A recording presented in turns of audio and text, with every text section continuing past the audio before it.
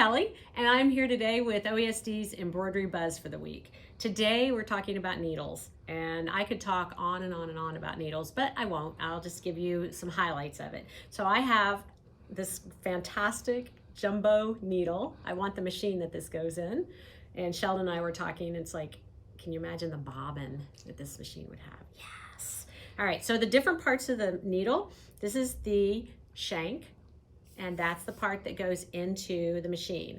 The back of the shank is going to be flat on a domestic machine.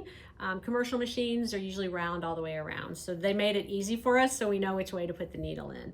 Then you have this long part, the center part, which is the shaft.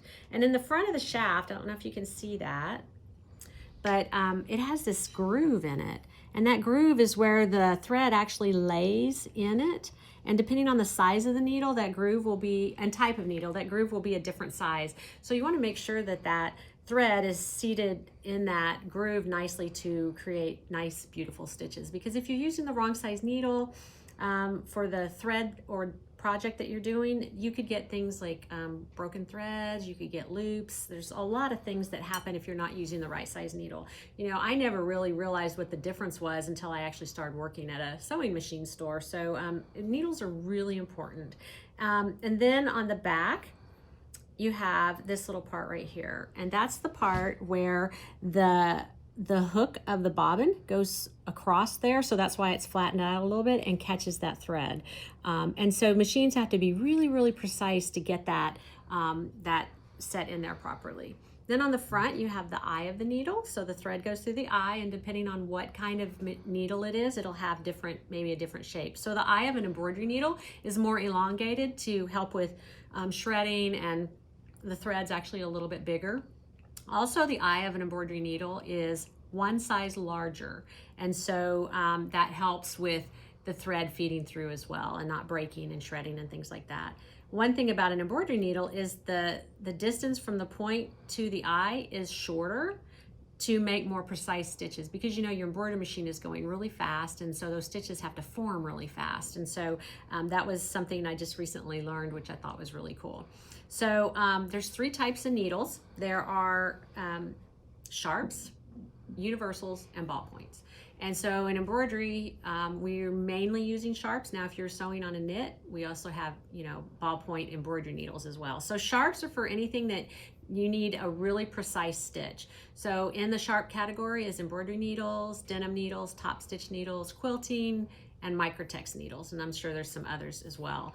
And then ballpoint is going to be needles for when you're sewing on knits. Because what happens with a ballpoint needle is, if this is your fibers, the ballpoint pushes the fiber to the side so that as it creates the stitch, it's not cutting the fibers. It just pushes that fiber aside.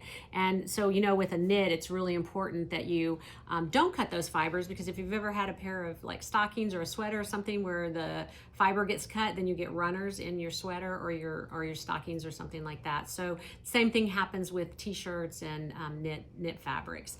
A sharp pierces it wherever it lands, so you get nice precise stitches. If you're sewing, like you're top stitching or quilting, if you're not getting really nice straight stitches, you're probably using the wrong type needle. So make sure you're using the proper needle so that you get those nice straight stitches.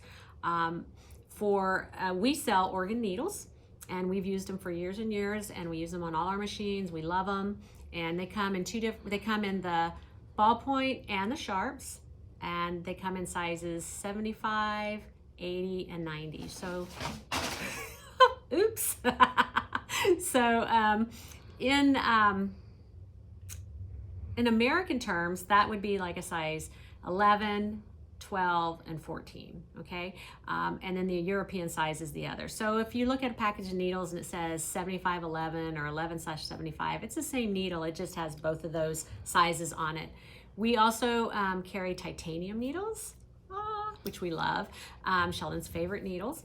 And so titaniums are coated with a special ceramic coating, and then coated with the titanium, and it makes the needles less hot, less friction, so they go through the fabric smoother. You don't have that melting effect when the needle gets really hot and the thread breaks, because it's not really breaking, it's really melting that thread when it gets that hot. Titaniums are great for adhesives. So if you're using a sticky stabilizer, it's wonderful because it goes right through that adhesive and doesn't gum up your needle or anything. Also, you can go 5 times longer with that needle. So why would you even use a needle that you didn't have to change as often, that you had to change more often? So a regular needle, you need to change about every 5 hours of embroidery or sewing time. And a titanium, you can go like 25 hours. So to me, that's the way to go. They're a little bit more expensive, but they're definitely worth the cost. And I think that's really, you have anything else I should say, Sheldon? We good? All right, Sheldon's giving me a thumbs up. So that is our little needle tips for the day. I love this. So cute. All right, we will see you next time on Embroidery Buzz.